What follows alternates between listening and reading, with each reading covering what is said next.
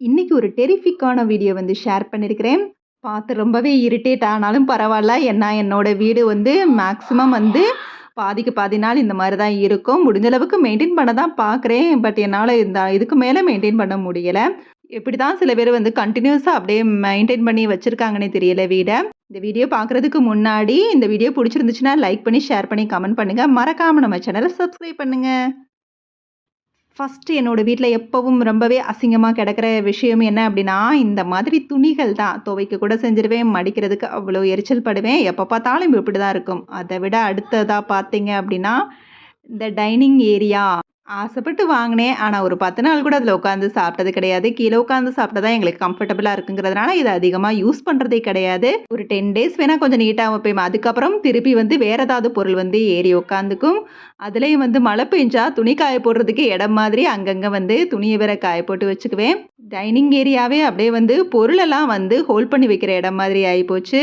பார்த்தீங்கன்னா, இங்க வந்து மூடி வச்சிருக்கிறது என்னன்னு பார்த்தீங்கன்னா, பலாப்பழத்த வந்து கட் பண்ணிட்டு மீதம் இருக்க பலாப்பழத்த இப்படி மூடி வச்சிருக்கிறேன். ஸோ இப்படி வச்சிருந்தா ஒரு நாள் வந்து நல்லாயிருக்கும். மறுநாள் வந்து கண்டிப்பா காலி பண்ணி ஆகணும். அதுக்கப்புறம் வந்து இந்த ஃப்ரூட் பேஸ்கெட்டும் ஆசைப்பட்டு தான் வாங்கினேன். ஸோ இந்த ஃப்ரூட் பேஸ்கெட் இந்த மாரி ஏதாவது வச்சா கூட இந்த ஏரியா கொஞ்சம் நீட் ஆயிரும்னு சொல்லி வப்பேன். ஒரு 2 டேஸ் ஓகே நல்லாயிருக்கும். ஒரு 4 டேஸ் ஓகே. மிஞ்சி போனா ஒரு 10 டேஸ் அவ்வளோதான். அதுக்கு மேல ரொம்பவே கலேபரமாயிரும்.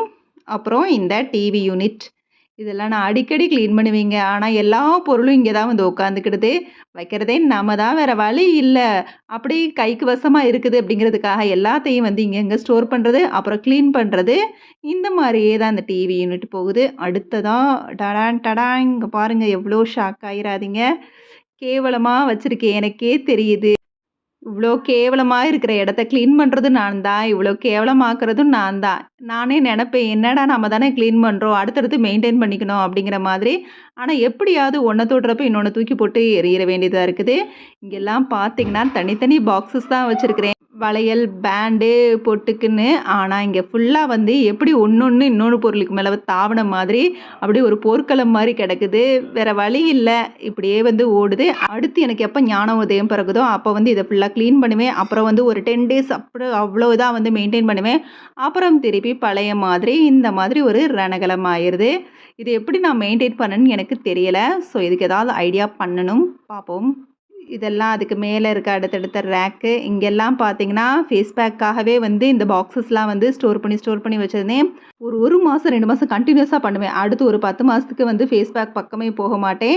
இந்த பேண்டெல்லாம் வேற வந்து வாங்கி வச்சிருக்கேன், ஃபேஸ் பேக்லாம் போடுற மாரி. ஆனா அது வாங்குனதுலேருந்து இன்ன வரைக்கும் நான் ஃபேஸ் பேக்க திருப்பி வந்து நைட்டு வந்து அப்ளை பண்றதே கிடையாது. எப்பயாவது ஃபேஸ வந்து நல்லா வந்து பார்க்குறப்ப, ஐயோ! க்ளோ இல்லையே, அது இல்லையேன்னு சொல்லி யோசிச்சு ஒரு 15 டேஸ், 10 டேஸ் ஃபாலோ பண்ணுவேன். திரும்பவும் அப்படியே போட்டுருவேன்.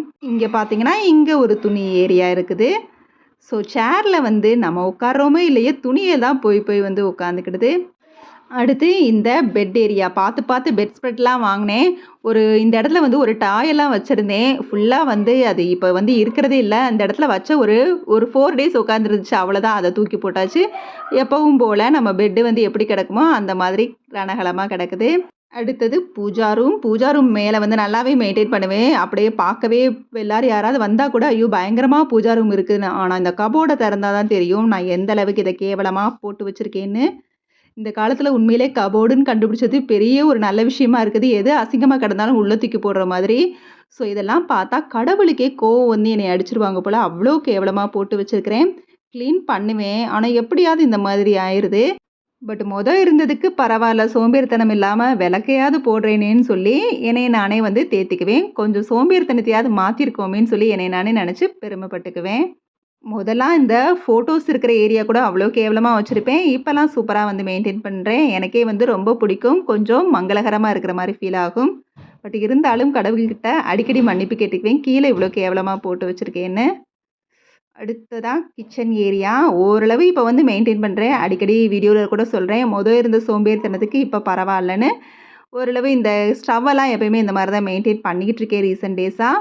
பட் பாத்திரம் மட்டும் ஏற்கனவே நான் சொன்ன மாதிரி தான். எனக்கு எடுத்து வைக்கிறதுக்கு அவ்வளோ சோம்பேறிப்படுவேன். அதனால இப்படி பேஸ்கெட்ல வந்து பாதி பாத்திரம் கழுவி வச்சது இருந்துச்சுன்னா, அடுத்து வந்து அத ஒதுக்காம இங்கிட்டு வந்து கழுவி வச்சுட்டு போடுறது. ஸோ இப்படியே தான் இன்ன வரைக்கும் எனக்கு அந்த விஷயத்த மட்டும் எப்படி சேஞ்ச் பண்ணேன்னு தெரியல. அப்புறம் இங்கெல்லாம் நல்லா வந்து ஆர்கனைஸ்டா வச்சிருந்தேன். இப்போ திருப்பி ஒன்று மாற்றி ஒன்று வந்து பின்னாடி போய் அப்படி அப்படியே கலைஞ்சு போயிடுச்சு. ஸோ நீட்டாக மெயின்டைன் பண்ணணும்னு தான் நினைக்கிறேன். பட் எப்படி அது இந்த மாதிரி மாறிடுது. ஸோ இங்கெல்லாம் வந்து பயங்கரமா வச்சிருந்தேன். இப்ப அப்படியே கலைஞ்சு போச்சு. பட் இருந்ததுக்கு இப்போ ஓகே அப்படிங்கிற மாதிரி அப்பப்போ வந்து நானே என்னோட சொல்ற வந்து தட்டி குடுத்துக்குவேன். நான் அந்த அளவுக்கு ரொம்ப ரொம்ப சோம்பேறி, வடிகட்டின சோம்பேறிங்கிற மாதிரி வந்து கேவலமா வச்சிருப்பேன். ஆனா இப்போ ஓரளவு ஓகே தான். இருந்தாலும் இன்னும் கொஞ்சம் நான் மாத்திக்க வேண்டியது இருக்குது. அடுத்தது என்னன்னு பார்த்தீங்கன்னா, கவர் எப்படியாவது எனக்கு வந்து பிளாஸ்டிக் கவர் நெறைய வந்து சேரும். முதல்லாம் இதெல்லாம் ஃப்ரிட்ஜில வந்து எல்லாத்தையும் காய்கறிலாம் போட்டு, போட்டு ஸ்டோர் பண்ணி வைப்பேன். இப்போ ஃப்ரிட்ஜில வந்து அதிகமா பிளாஸ்டிக் கவர்ஸ்லாம் நான் வந்து யூஸ் பண்றதில்ல. அதுக்காக சுத்தமா யூஸ் பண்றதில்ல. சில விஷயங்கள வந்து சில பொருள வந்து வைக்கிற மாரி வந்துருது. ஏதாவது ஒரு 2 கவர் வந்து உள்ள போற மாரி இருக்கும். ஆனா இந்த கவர் ஃபுல்லா என்ன அப்டின்னா, எப்படி கிளீன் பண்ணாலும் எனக்கு கிடைக்கத்தான் செய்யுது. கடையில வாங்குறப்ப வந்து குடுத்து தான் செய்றாங்க. அதனால குப்பை போடுறதுக்காகவே வச்சு அப்படியே வந்து அத வேஸ்ட் பண்ணிருவேன். நாங்க கடைக்கு போனா பொதுவா இந்த மாரி மஞ்ச பை தான் யூஸ் பண்ணுவோம். ஆனா கடையில குடுக்குறத வேற என்ன பண்ண? எப்படியும் கீழ தான் போட போறோம். ஸோ, அத வந்து குப்பை வந்து சேர்த்து வச்சு போட்டுருவோம் அப்படிங்கிற மாதிரி அத வந்து இப்படி ஸ்டோர் பண்ணி வச்சுருவேன். நான் எப்பயுமே எதையுமே பொதுவா வேஸ்ட் பண்ண மாட்டேன். அதனால சிறுதுரும்பும் பல்குத்த உதவுங்கிற மாரி எல்லாத்தையுமே நான் அந்த மாரி சேவ் பண்ணி வச்சு அத எதுக்காவது வந்து யூஸ் பண்ணிக்குவேன். அடுத்ததா என்னோட அப்பியரன்ஸ் எப்பவுமே இப்படிதான் நைட்டில தான் இருக்கும். தலை வந்து இப்படிதான் கொண்ட போட்டுட்டு இந்த கிளிப்பு தான் எப்ப பார்த்தாலும் இந்த கிளிப்ப தான் போட்டு அ இருப்பேன் வீட்ல. ஸோ எப்பவும் தலை வார்றது வீட்டுக்குள்ள இருந்தா பவுடர் கூட அடிக்க மாட்டேன். ஆனா வெளியில போனா சொல்லவே வேணாம். நல்லாவே பளிச்சுன்னு போவோம். ஆனா வீட்டுக்குள்ள இருந்தா இந்த மாரி தான்.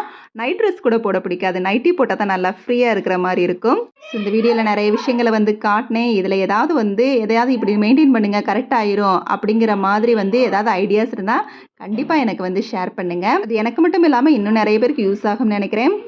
நைட் டின்னரா நூடுல்ஸ் தான் ரெடி பண்ண போறேன். வேற வழி இல்ல. நம்மளோட வாய் வந்து சும்மா இருக்க மாட்டேங்குது.